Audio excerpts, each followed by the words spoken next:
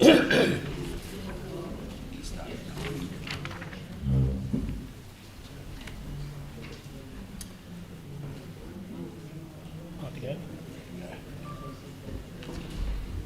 right, ladies and gentlemen, before we begin, can I remind everybody to have their mobile phone turned off or switched to silent, please? Can I ask that live streaming now commence for Council's YouTube site, please? Thank you. Good evening, councillors, members of the gallery, and to our viewers live streaming tonight's meeting. My name is Graham Milne, and I'm the Mayor of the Buloke Shire Council and the chairperson of tonight's council meeting. It is my pleasure to welcome you all here tonight, and to those that are watching online. We stand for the traditional owners, so we'll stand up if you don't mind, please. If you wish. We acknowledge the traditional owners of the land on which we are meeting and pay our respects to their elders and to elders from other communities who may be here today. Thank you. This council meeting is being recorded and web streamed live to council's website via the YouTube.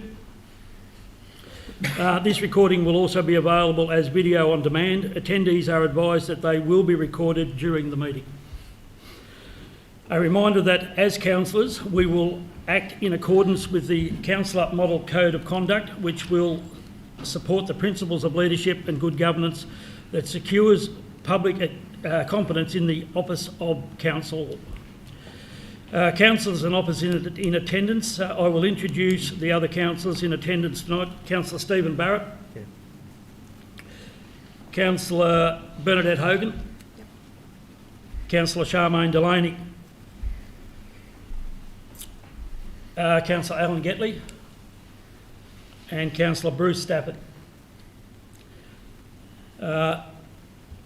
I didn't read out their wards. We'll let that go. Also introduce Mr Daniel McLaughlin, Chief Executive Officer for the evening's council meeting and the executive management team. We have Jenna Allen, Director of Corporate and Organisational Performance, Paula Gardner, Acting Senior Manager of Assets and Delivery, and Gaynor Atkin, Director of Community Development, as well as Mr Anthony Smith, Acting Manager of Governance.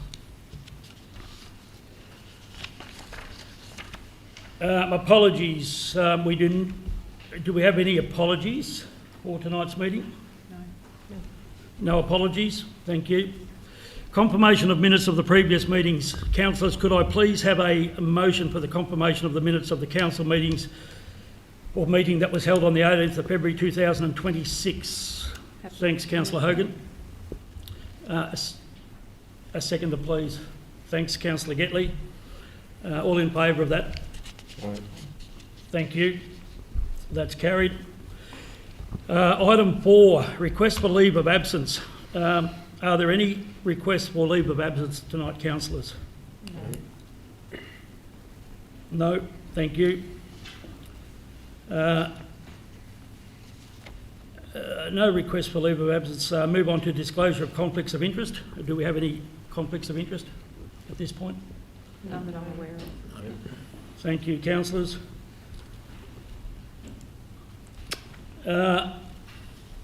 So we'll move on to item 6, questions from the public.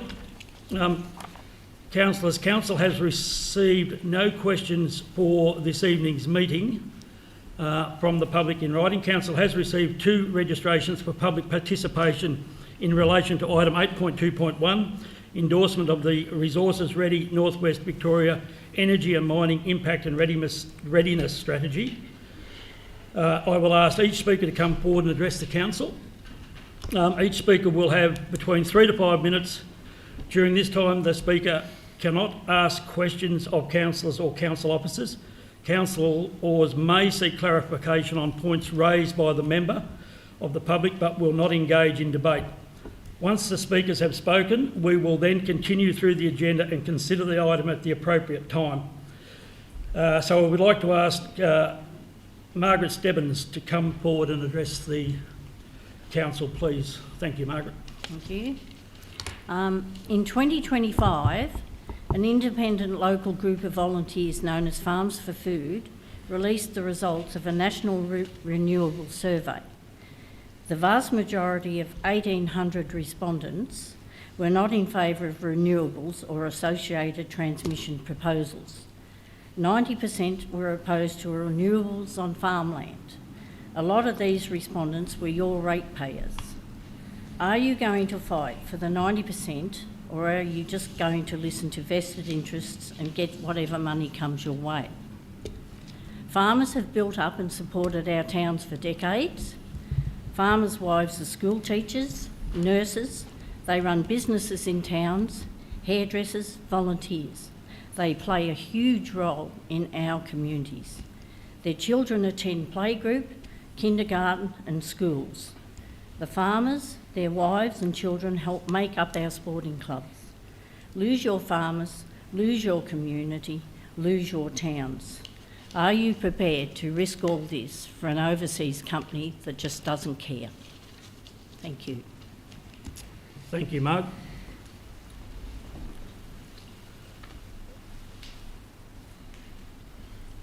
I'd now ask Judy Living, there she is, Judy, to come forward and address the council. Thank you, Judith. I'd like to comment on the possible endorsement of the strategy as listed in agenda items. It mentions 49 actions, some of which are listed, such as community readiness, infrastructure, housing, labour, local government resources, agriculture, community benefits, economic developments. Can you tell us what the others are? The recommendation is to endorse the strategy, although the council says that this would not constitute support or opposition. The 9,000 plus jobs mentioned are not new jobs. Workers are moving from other jobs, so there's no net gain. The cons are listed as labour shortages, housing crisis, infrastructure pressure, agricultural impacts, community readiness, which is opposition, council capacity. The Dunmunkle Land Protection Group lists concerns about mining as disruptions to townships, 24/7 operations, dust, water use, reputational damage, potential damage to agricultural products, roads, increased traffic, environment, will the land be able to be farmed again, food protection, there's no right to deny mining on farmers' land, and what are the pros? Council says Council's endorsement of the strategy signals its commitment to collaborating with all government levels. Why not stand up to them and see what happens? Council quotes the Local Government Act 2020 to provide good governance in its municipal district for the benefit and well-being of the community. No social benefit cost analysis and risk analysis has been done. This would assist Council in providing good governance. There is an option on page 20 to not endorse the strategy. Why not do this? Have you considered it? Do you know the opinions of the other 8 councils? I'm quoting this: significant land use changes are proposed for the regions which will diversify the economy. That's one way of putting it. Collective advocacy to state and federal governments supported by evidence-based research. Who is carrying out the independent analysis of the potential impacts? Again, what are the pros? Thank you. Thank you, Judith. Thank you very much for that. Are there any councillors or CEO that would like to make comment on either one of those presentations at this stage? Not at this stage. All right, we'll leave any comments till later. Thank you very much, ladies, for coming along and presenting on behalf of the people that you represent. That's what council is all about, is to listen and deliberate, I guess. We'll move on to procedural item 7, which is the first report to be considered for this evening. 7.1, the Governance Report, March of 2026. Council, is there a motion to receive the governance report? Yeah, pretty much. Mr. Thank you, Mayor. Councillor Barrett. Yeah, do you want me to read it or just... Yes, please. Right, okay. Okay. That council notes the records of council assemblies. Notes 2 notes the record of the council briefing 4th of March 2026 at attachment 1 to this report. 3 notes the Chief Executive Officer activity report. 4 notes the status of action reports for council resolutions at attachment 2 to this report. And 5 notes there was no contracts entered into for this period in accordance with the increased financial delegation provided to the Chief Executive Officer of 1.5 excluding GST. Thank you, Councillor Barrett. Do I have a seconder for that motion, please? I'm happy to second that. Thank you, Councillor Hogan. Councillor Barrett, would you like to speak to your motion? Yeah, just to note that these actions happened and we was all there at the briefing and so forth, and a true and accurate result. Thank you. Thank you, Councillor Hogan. This is a relatively new version of the report, and I think it's a really good way of establishing what assemblies we've had and what's been done in the previous month. So it's a good addition to our monthly agenda. Thank you. Thank you, Councillor Hogan. Are there any councillors in opposition?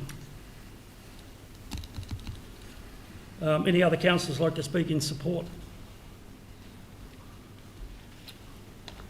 No further discussion or debate?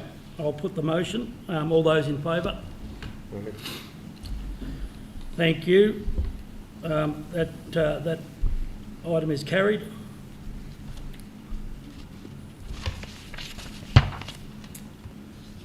We'll move on to item 8, which is general business.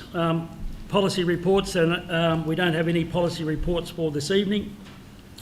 8.2 is management reports.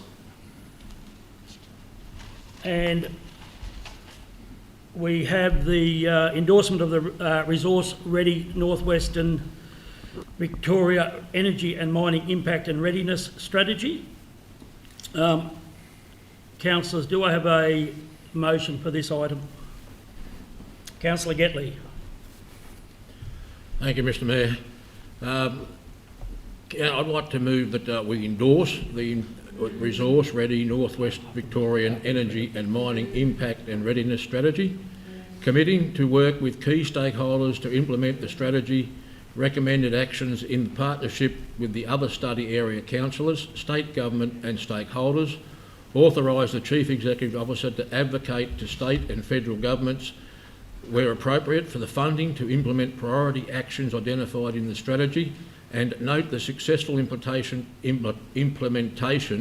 requires substantial external funding and regional coordination beyond Council's existing resources, and 5, if adopted, to fully promote this strategy to the wider community. Thank you.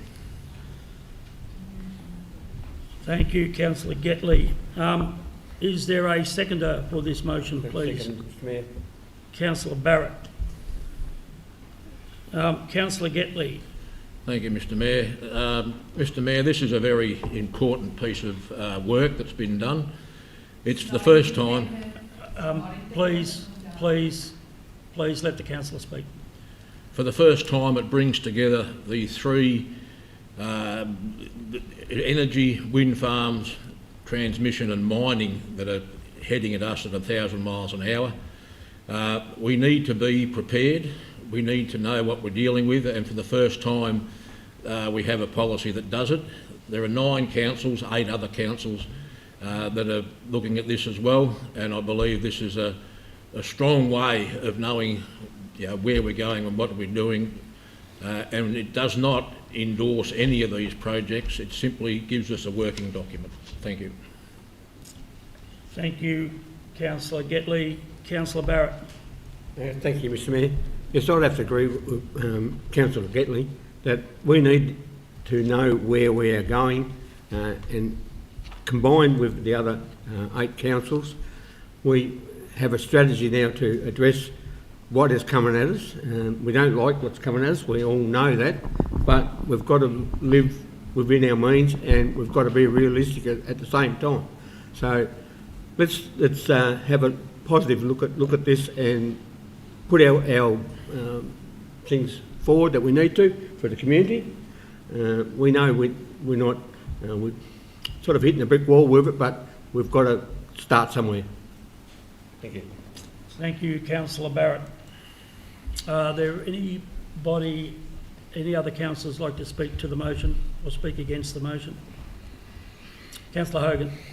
I think we all need to keep in mind that we need a sensible strategy to prioritise our preparedness, and that's in line with our responsibilities in relation to the governance of our roles as councillors. So I think we need to, while remembering that we don't endorse or support or oppose any particular project, but we need a platform to be able to discuss it. And I think this is in line with 9 other councils, and we've all decided that this is a sensible strategy to put forward in line with our governance responsibilities. Thank you, Councillor Hogan. Do we have any other speakers? Mr. CEO, do you have anything you would like to add? Nothing further. Is there an appetite to suspend standing orders and discuss the 2 questions that were put? We leave that as it is. Not at this time, Mr. Mayor. All right. If there's no other discussion or debate, I guess I have a thought or 2 on this as well, and I'll put my 5 cents worth in. While this report is fairly lengthy and covers off on quite a bit of information that I guess we've been trying to find whether it's truth or fiction in this process, that we've tried to walk with you guys, with our people that are going to be affected by this. Not everything that's been presented to us has been factual, and some of that comes from both sides, I guess. So we've had to employ people to research and develop reports and information for us, which has cost us as a council a bit of money, and I guess we're prepared to spend that money, but we're not prepared to spend it if the government or somebody else should be supplying it to us. So part of this package is to try and recoup some of the money that we've had to spend, which comes at a cost to other projects and other asset maintenance items within the Shire. So we're very keen to try and recoup some of that, but we're also very keen to make sure that we've got the facts in front of us. Now, this readiness report has been prepared and presented to the 9 councils. There's 6 of them that are directly affected, and I guess the main item of the report is to make sure that we understand what is coming at us. Now, we've heard you people on many occasions, and we appreciate the amount of angst that this is causing. We also appreciate that you are not interested in at all of any way, shape or form that we might go about creating social licence with these people. Now, this particular document is way more than that, in my opinion. It's more than creating, well, it's not so much creating licence as in fully inform us of what our responsibilities as councillors and as a council is, as opposed to just believing what everybody else is going to tell us. Now, I think we've demonstrated enough, and some will be of the opinion maybe not enough, but we've demonstrated that we're happy to sit with you on your fight and go with you on the fight, and I think that should be well recognised. While there's probably areas that we haven't done our best work in, I think that our demonstration up until this point and from here on is that we do feel for what's being forced on you people. And what we don't want to happen is that there's a burden comes on this shire that we can't get out of and that we can't fund going forward. We have, you know, at this point in time, over the projected next 10 years, something like a $66 million renewal gap to renew all the assets that we currently have in place.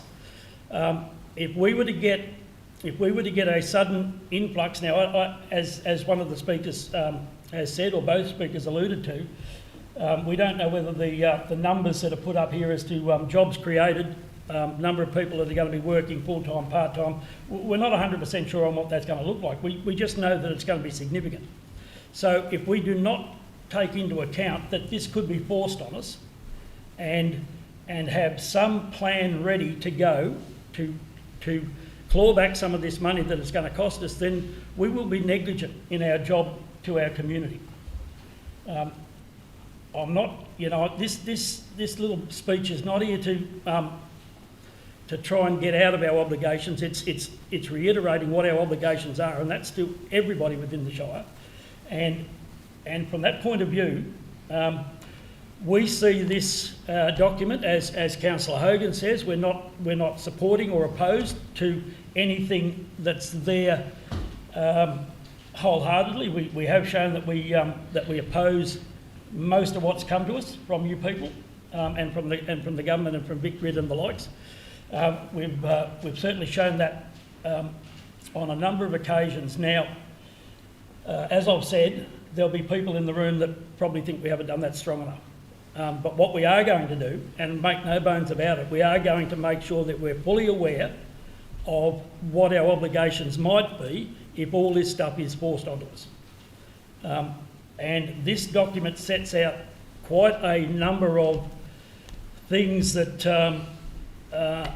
good or bad, inform us of where things might go if it goes to where we think it's going to go. Now, you know, as I said, we're not supportive of all the things that have been pushed on you, and we will do our best to advocate on your behalf against it. But we can't bury our head in the sand, and we can't sit here and say we don't want to know what's going on around us.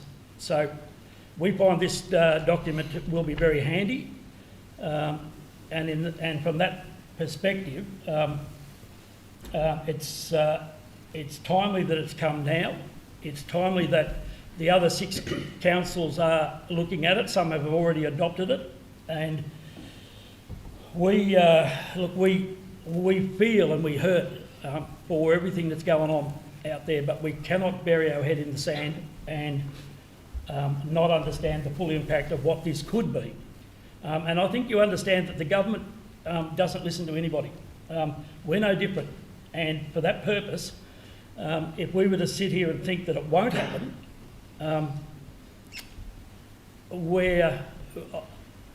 be careful how I say this, but I mean we'd be negligent, but we'd also be silly in that we must look at all options as a council. We can't, as a council, influence many of these decisions. We will advocate, we have advocated, and will continue to do that on your behalf. But what this allows us to do is to find out what's coming at us at 100 mile an hour. So I'm going to leave it at that. I have a member of the public with their hand up. Am I able to take a question? No, I'm sorry, I can't. We're in the middle of, we're not allowed to debate it, Julie, so unless you want to, unless we suspend standing orders.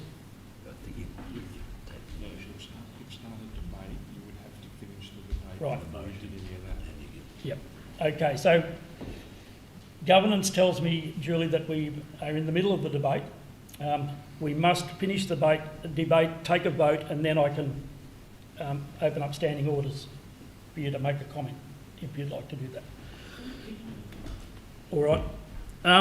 So is there anybody else, before I put the vote, to like to say anything from council? No? Well, then I will put this to the vote. All those in favour?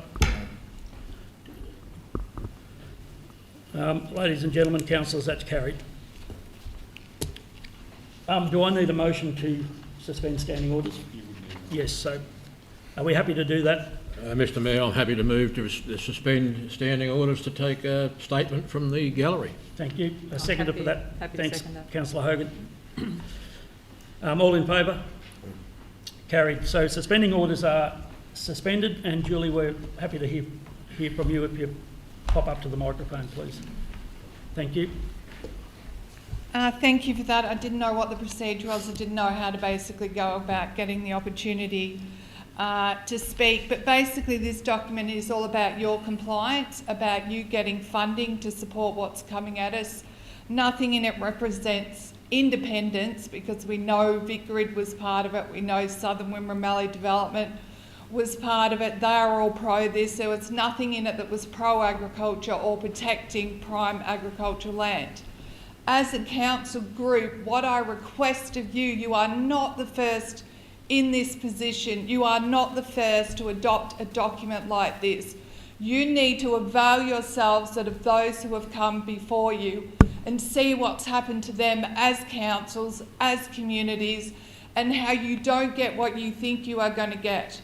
The King's Counsel for Westwind stated, Peter O'Farrell, that it is not Westwind's role to fund any roads that they ruin. Westwind's General Manager, Toby Geiger, said that the community benefit funds, we have to be very mindful of that. That it will increase the power of electricity. We can't be doing that. And we also are going to be taking those funds to alleviate any issues that we create when we come to a community. He also stated that they will be having a code of conduct for workers. We also know that these organisations set up their own worker villages, and water is a major issue. Where was the importance of water mentioned with this? I request of you to go into a Rana Res, ask those councillors, it's all out in the media now, they will promise the golden mile, they'll promise jobs, they'll promise funding, they'll promise development. Go and have a look and see what's really happened. And really, yes, it says in here that you are not supporting one thing or opposing another thing, but basically the way it reads is that you're accepting of everything that comes without fear or favour. So it reads as mining and renewables is the next best thing for Buloke. But I request of you to do your homework and see the realities, because it's not what this delivers. Thank you. Thank you, Julie. Anybody in the council group or executive want to comment before we see if there's any more speakers? And then we'll go back into the general meeting. I guess my response to that, Julie, is I hear what you're saying, I feel what you say. You may say I'm sitting here thinking I'm just saying that sort of stuff, but I genuinely hear what you're saying. I've been a supporter of, I guess, so much the no campaign, but the ideology of the no campaign, in that this stuff's been forced on you, and you don't have a lot of say in it. So I guess we're in not no different of a situation than you are to a lot of extent. This stuff will be forced on us, and if we don't have a policy or a plan in place to go back to the government and say we're not accepting of this either, then we won't have a leg to stand on either. So look, I'd rather you see this as a document to assist you, and it might not read exactly like that, but it was written with the best intent of that. So I would rather you see it as a document to assist, and that may be that, you know, the government sees, you know, we put all these demands on them, that might be the thing that pushes them over the edge. I doubt it somehow, but it might be the thing that says, okay, this is too hard, we're not going to do it. If we've got to stump up these councils for all the money that they want.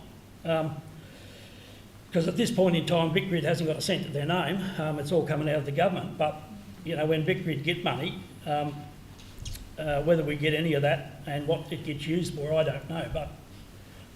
But I thank you for your question.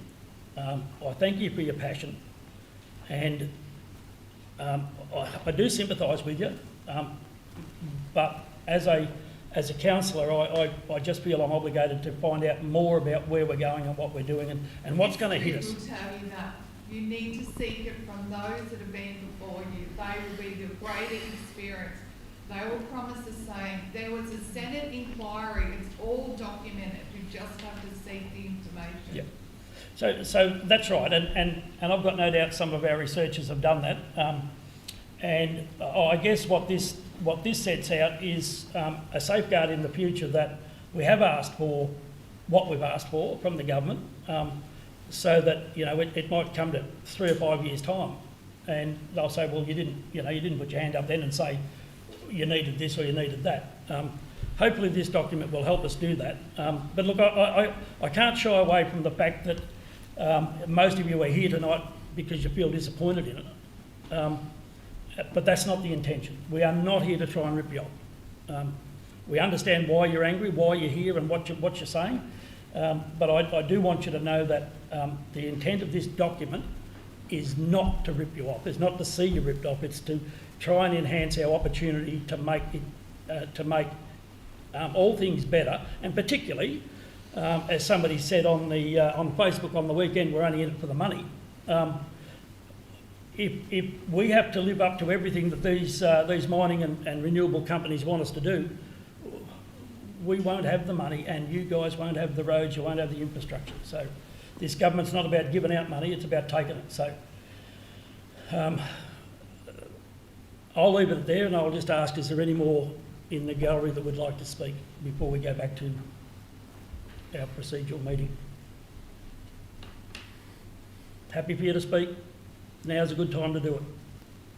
We're here. If you want to bop me on the nose, come and do that as well. But if there's... Are you aware of how much the roads are going to be decimated and trees are going to be decimated? Like, I just look at the 7 Mile Bend, where the blades are going to near and west. They're going to be taking away trees and corners and all that sort of stuff. You're obviously aware because it's been documented sort of thing. Is private land going to be taken, Because I've spoken to one of the landowners, I just happened to be sitting next to him at a meeting. I'd never met him before. And he said his land goes right beside where all these trees and that. And I said, do you realise maybe some of your land might be cut off? And he knew nothing about it. He knew not a thing about it. So I just want to know, are you aware of all the trees and decimation to all the farmers and farming and land and all that sort of stuff that's going to happen? We have, and I'll refer to the CEO in a minute, but we have seen in our list of planning applications in the past that there is an application in there to remove trees at McLaughlin's Road corner and the Birchip Witchy Donald Sanana intersection, plus another intersection further up into the Mallee for that exact purpose that you're talking about. That application has been taken back by the government, state government, as the relevant planning authority for anything to do with renewables. So that is out of our hands, and at this point in time we do not know whether it's, I don't, but CEO Dan might talk more of it, but whether that's all private land or all public land or both. No, I can't specifically talk, sorry. I'll come to you, Mo. Yep. Yes, CEO Dan. I can't specifically talk to whether there's private land, but thanks for your question, Dwayne, or your comment. The reality is the concerns that everyone in this room has, and I don't want to let people in the room, I know there's a lot of well-researched people here, but the stuff, Julie, you quoted the King's Council, that was from an EES process, I assume. At the moment, all these projects are being treated as individual projects. So they form one road in, one road out, for example, for that particular project. What this strategy does is recommends that there's a regional, across 9 councils, strategy to make sure that they have got coordinated road networks so they don't tear all our roads to bits and cut trees in the wrong spot.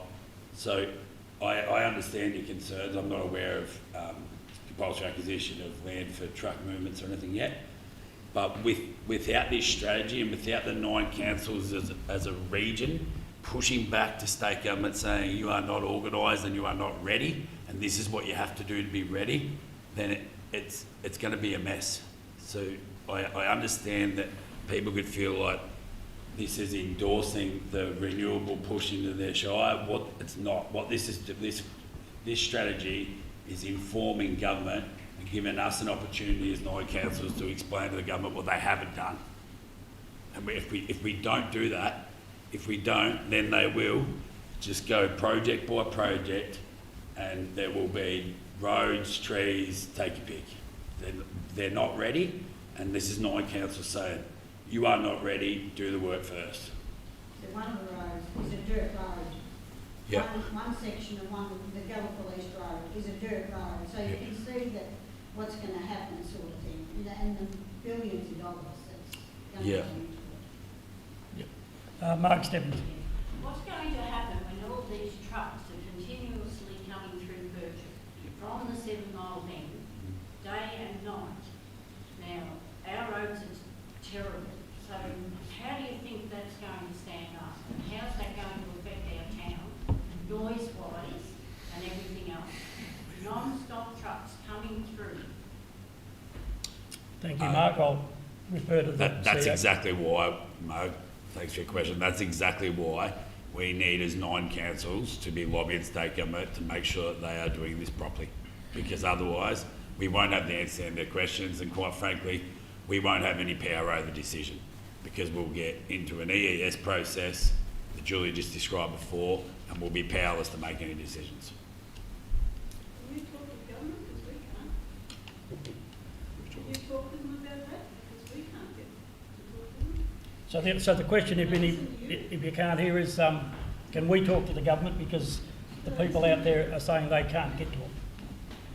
The government, I can say that I've had meetings with the CEO of Vic Grid that everyone in this room knows, Alistair, and I have had in the same room as recently as last Friday, Matt Vincent, who's the CEO of Resources Victoria, sorry Judy, and we as 9 councils voiced exactly what I've just said, that you are not ready, and this strategy proves that as a state they're not ready for what they're proposing, and certainly I'm not saying, Judy, that we will be any more effective than we have been in the past, but we've got to try. Your question's answered, Mark and Judy. Thank you. Di? Are there any other questions from the gallery? Yes. Yeah, Greg Roberts. Greg Roberts. Dan, wasn't it? Yeah. You mentioned before all the 9 councils approach this in unison to make sure that the government does it properly. Now, define properly to me. So I'll use if you're happy for me to use the example of roads. So right now we're all aware of the VNI West project in the southern end of our shire. So that at the moment that VNI West process is going through, that VNI West project is going through the EES process. And we are receiving, as a poorly resourced council, we are receiving technical report after technical report after technical report that has turnaround times of about a fortnight to 3 weeks generally, that our engineers and our consultants that we're paying have to respond back to, and that entire process is about feeding that project. Whether it's roads or rail, it's about feeding that project.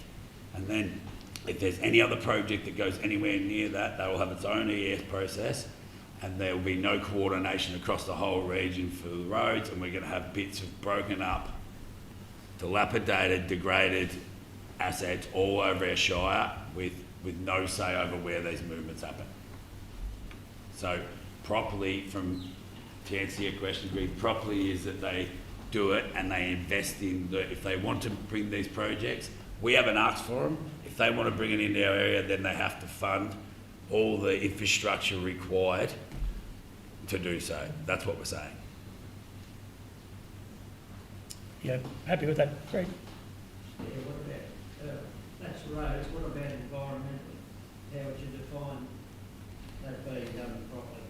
Like, with relation to all the tree clearing and all the things related to it, what's the proper way that the government would do that? So I think the example given was about vegetation removal for truck movements. So I'm certainly not an environmental expert, but I would argue that to minimise damage to the vegetation envelopes in our road network and Department of Transport's road network, then the less roads you use and the less roads that you have to affect that envelope, the better it is for the environment. I'm tipping that doesn't answer all your question, but there's a lot of this we don't know as well. So that's why we see this as an important piece of work to complement what you're doing. And that's, you might laugh at that, but I mean, by putting the pressure on the government to supply all this and a bit more, it's no different to what you're asking for from your point of view. And you know, when I had the opportunity to speak on ABC Horsham the other morning, I referred to your significant habitat on your place, and I've had several phone calls saying, how can they do that to your carpet snake? So, you know, there's, we are still pushing your barra, but we haven't got all the answers, and that's hopefully what this will help us get, is some of the answers. So there was another question. Julie, I'll take Dorothy's. She had a hand up earlier. The Gallipoli West Road is to be used to cut everything from Portland to Normanville. Have you any idea what width the transport will be and the length? Because it's only a one-chain road, completely lined with mallee trees. And as Diane said, some's dirt, some's gravel, some's bitumen. Are they aware of what the road looks like? Dorothy, for someone who travelled up that road to go to work at Bentley's for a couple of years, I know exactly the road you're talking about, and I know how wet and how awful it can get below the channel, this end of the road below the channel. So I understand what you're saying, and I would think that you know, if they haven't been out and done their homework on what the road looks like, I don't, and that's possibly what they haven't done, because if they were expecting to get trucks of that weight up that road during winter, they've got no hope. So I can't answer the question as to whether they've done their homework or not, but you would think that with some of the other stuff they've done, that possibly they haven't. Because they've only asked to remove vegetation at the Gallipoli end and then at the end of McLaughlin's Road. Yeah, yep.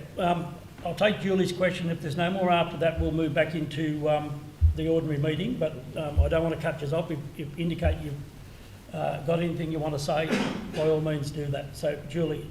Yeah, on page 20, the last sentence in endorsement of the strategy, it says, by adopting the strategy, Council demonstrates responsible governance by preparing for potential changes, ensuring community wellbeing. How does adopting the policy ensure community wellbeing? I'm curious to know how you view that. We're just finding somebody that can answer that question. I don't have the page, but I'm happy to try and answer the question in the best possible way. Julie, the government hasn't thought about things like the draw on our health service. It hasn't thought about things like the draw on our early years. That hasn't addressed largely our day-to-day life and health and wellbeing, right down to our open spaces or anything. None of that work has been done. So, and if the projections in this report are true, and if I just concentrate on Buloke rather than the whole region, And if everything that is being proposed now is to be true, we could have a population increase, albeit a surge, I'm well aware, of 33%.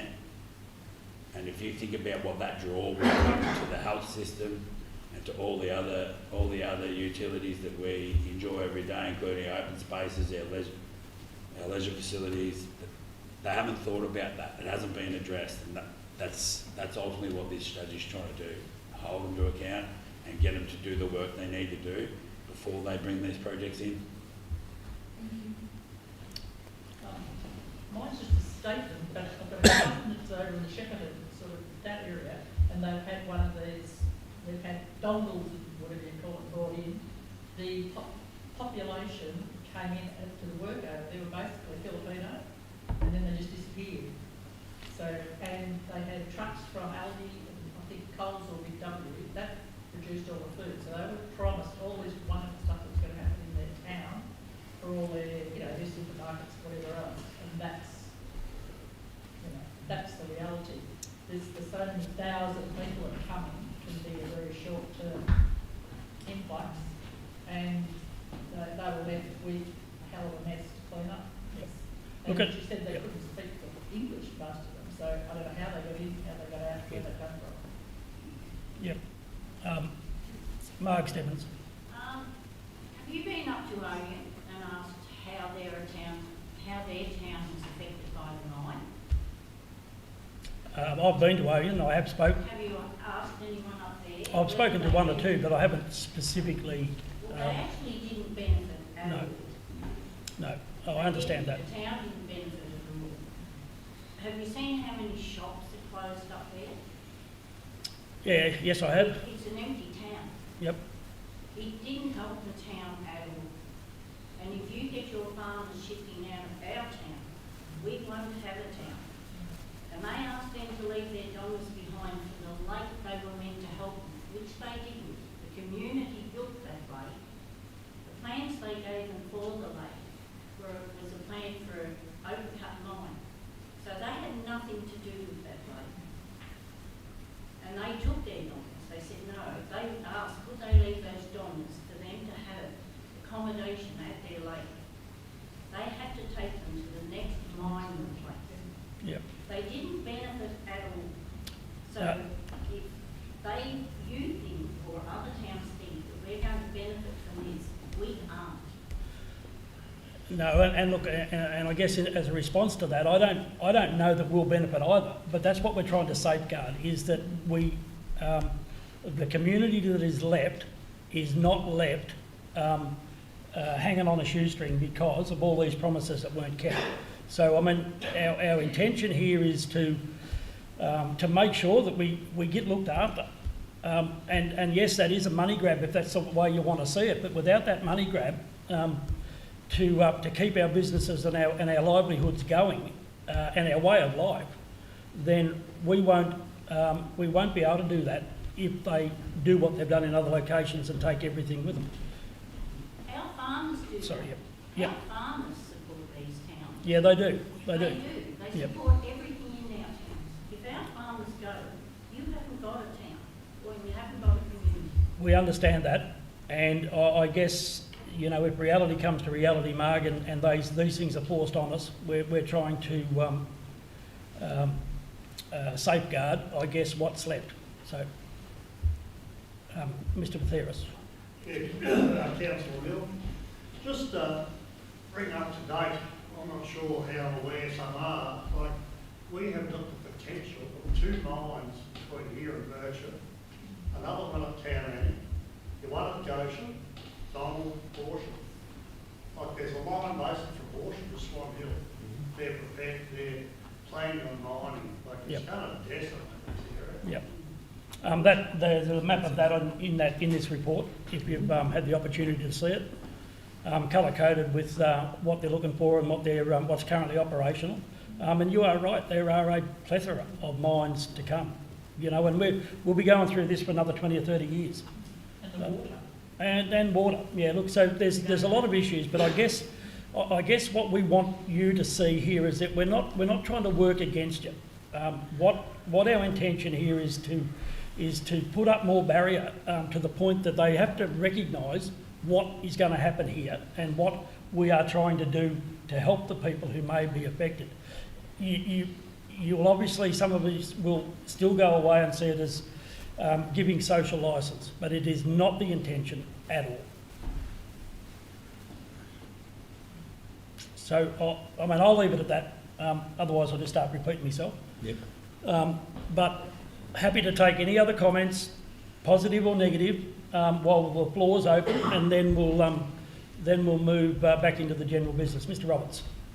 Just for the councillor's information, I don't know whether you realise or not, but Grid's in the process of sending out another round of letters to the Lower West Transmission Line victims Yep. and the landowners, and with the capacity to utilise the extra powers that they've been given by the Parliament. So I don't know whether councillors realise that there are landowners that have got those letters. Yep. We've certainly been made aware that they were coming out, and they've made no bones about the fact that they will enforce those fines. So, and I'm happy to stand at the bloody front gate with you if you let me know where it's going to be the first one up. So, righto.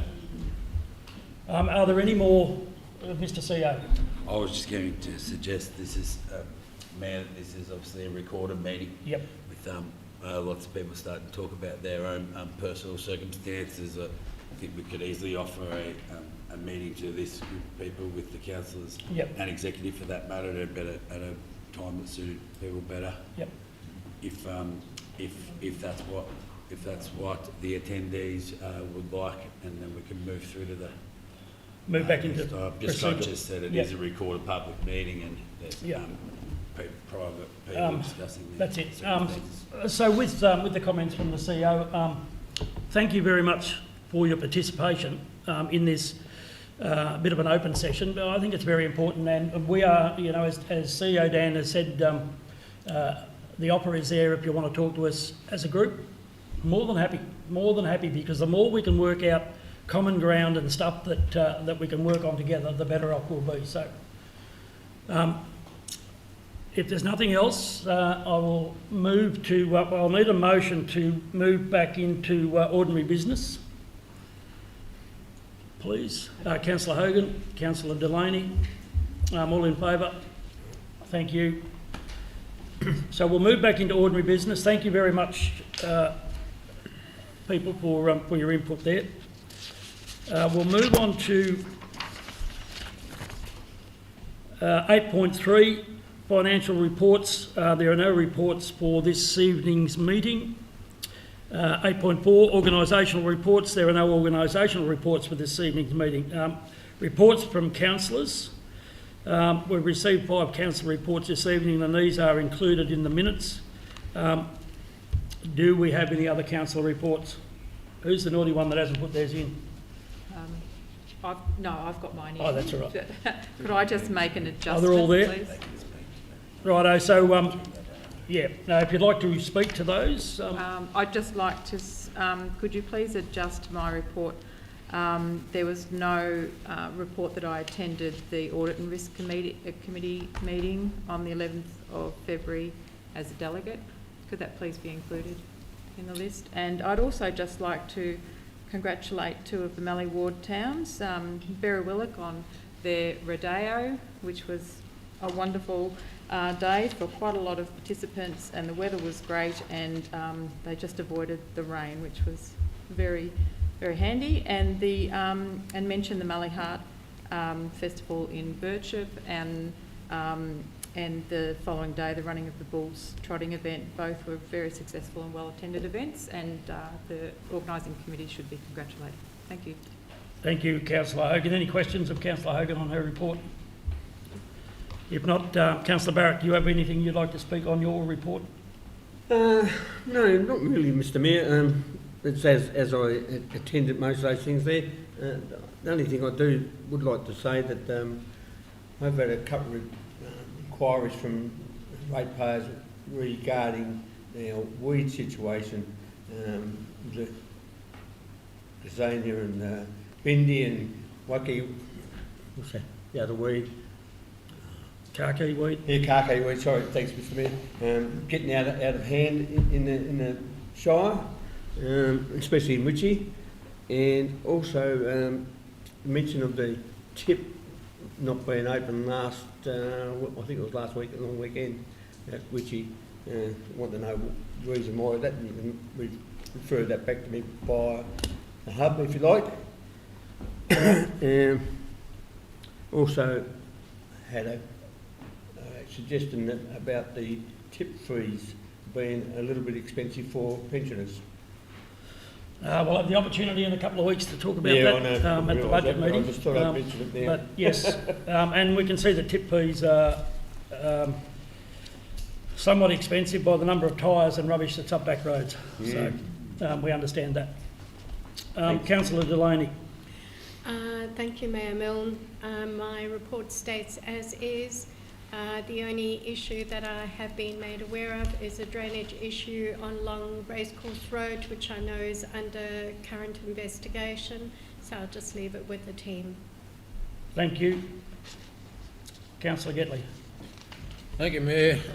My list is also there, but probably the one thing I want to highlight was the Sea Lake badge conferral that I did up there at Sea Lake Tyrrell College with Jade Benham, our MP. That was a really good morning, and great to see the new lot of young leaders coming through, but the rest is highlighted in my report. Thank you. Thank you, Councillor Stafford. I have nothing to add to the report, Mr Mayor. All right, thank you. My report's also listed there. I guess one of the, or a couple of the main topics that I'd like to touch on is the Rail Freight Alliance meeting that I attend in Melbourne with former Mayor and Councillor Reid Mather as the chair of that. We currently have the issue of the new proposed Sunshine railway station, which will be part of the Melbourne to Airport link, and the proposal is there to take out the crossovers for freight to go in through that corridor, which will mean that everything has to go via Ararat or Geelong in particular. So everything will go around that way if they get their way with that crossover, which is with the bungled Murray Basin project on rail, has that added about an hour and a half plus about $8 to $10 freight from the far end, Yelta end. This proposes to add quite a bit more freight to anything that goes on rail to the Port of Melbourne. The other one that we attended, I attended with Dan, was the Rural Councils Victoria networking and state election platform launch, where ideas were gathered to put to the government before the next election for things that we need in the bush, and that was well attended, and that document is out and about on Rural Councils Victoria website now for a look, with the main ask being $1 billion for rural Victoria to catch up on everything that we need to catch up on. So there's a lot of work to go into that yet, but that was important. And the other one that I will mention, and it's not because of the crowd that's here tonight, but the Across Victoria Alliance Conference in Horsham was probably one of the better shows I've been to for information for a long time for that subject. When I say subject, the many subjects that go with why that conference was on. But it was well attended, well organised, great location, and the speakers were exceptional in the fact that while they're all speaking probably to a no campaign, their information was I found to be very accurate and very informing. So I thank the organisers and anybody that had anything to do with that. And I say that's not because most of you people are here. It's because I did find it quite interesting, which has helped me learn a lot. So, and the other items are listed there, and happy to table those for, and they'll end up in the minutes if anybody wants to discuss them. So we'll move on to other business. Notices of motion. Councillors, we have no notices of motion for this evening. In that section, questions from councillors. Councillors, do we have any questions that you would like to ask at this point? That's a very different to every other meeting. But anyway, we'll leave it at that. Yeah, good result, as one says. So urgent business, 9.3. Do we have any urgent business for this evening? Yes, Councillor Milne, I'd like to move a motion that an item of urgent business be included in tonight's agenda. Thank you for that. Councillor Getley, do we have somebody to second? Councillor Delaney, you'll second that motion that we have urgent business. All in favour? Thank you. So do we have an item of urgent business? Yes, a motion regarding the energy and other legislation amendment, resolution reforms and other matters Bill 2026. Sorry, Councillor Delaney, can I just confirm that you mean resilience? Yes.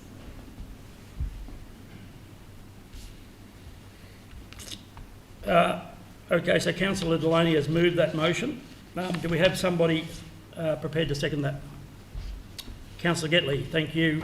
Councillor Delaney, would you like to speak to that motion, please? That Council A condemn in the strongest possible terms the Minister for Energy and Resources and the Victorian Parliament for passing legislation to allow compulsory acquisition of easements for electricity transmission lines prior to the conclusion of the environment effects statement for BNR West. B, request that the Minister, the Department of Energy, Environment and Climate Action, DECA, and VicGrid engage with Buloke Shire Council in a genuine, open and constructive manner to understand our community's concerns about energy projects in the Shire. And C, write to the Minister detailing Council's disappointment in the way councillors and ratepayers have been treated and seeking genuine engagement in the future.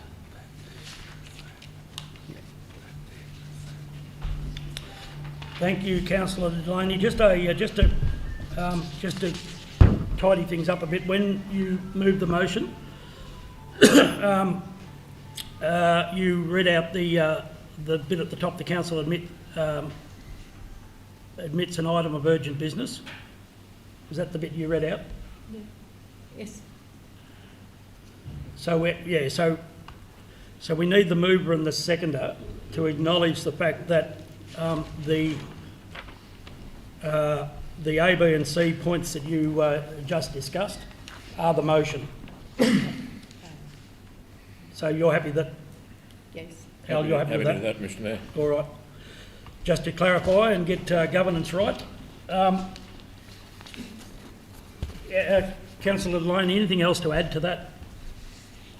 Thank you, Mayor Milne. Only once again reiterating the Council's disappointment in the way that councillors and ratepayers are being treated, seeking genuine engagement in the future.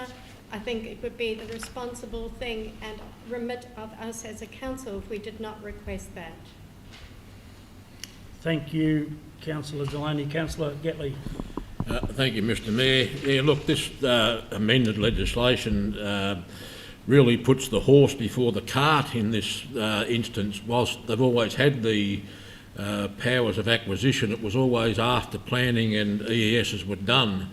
This legislation that has got through Parliament with the help of the minor parties really makes it that VicGrid can go onto any property and claim an easement, which I find is not acceptable. Just to not have anything in place just to say that I want to whack an easement here. I might want that for a later stage to build a power line. I just think it's irresponsible and we must protest strongly. Thank you. Thank you, Councillor Getley. Any other councillors like to speak for or against? Councillor Stafford. Thank you, Mr Mayor. This is an issue that goes to the heart of fairness, trust and respect for our community. The decision to enable compulsory acquisition of easements before the environment impact statement was complete really does undermine the purpose of that process.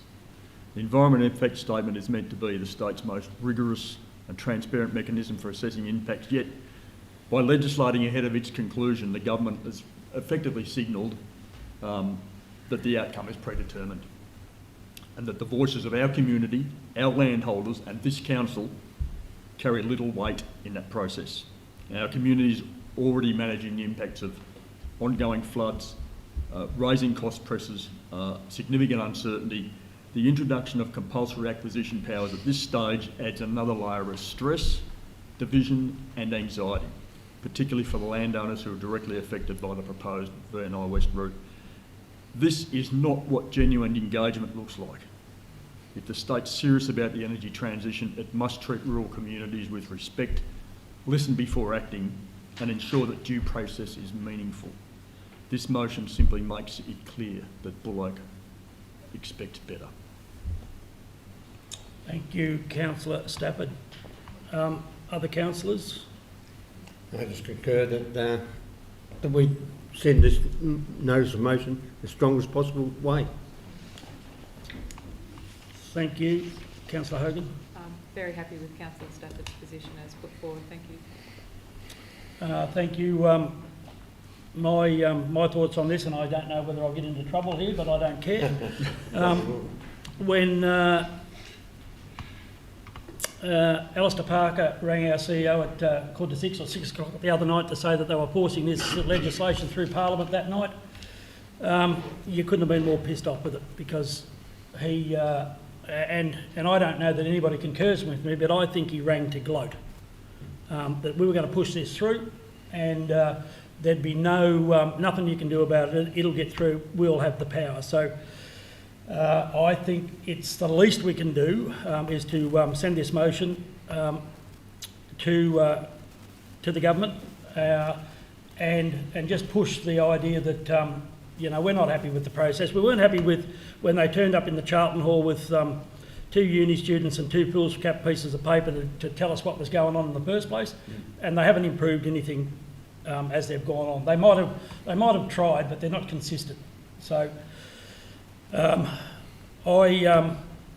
just think that the actions of the government and Bitgrid are despicable. Is there any further comment? If not, I'll put that to the vote. All in favour? Aye. That's carried, unanimous. Thank you very much. 9.4, any other business? Do we have any other business this evening? No. No other business.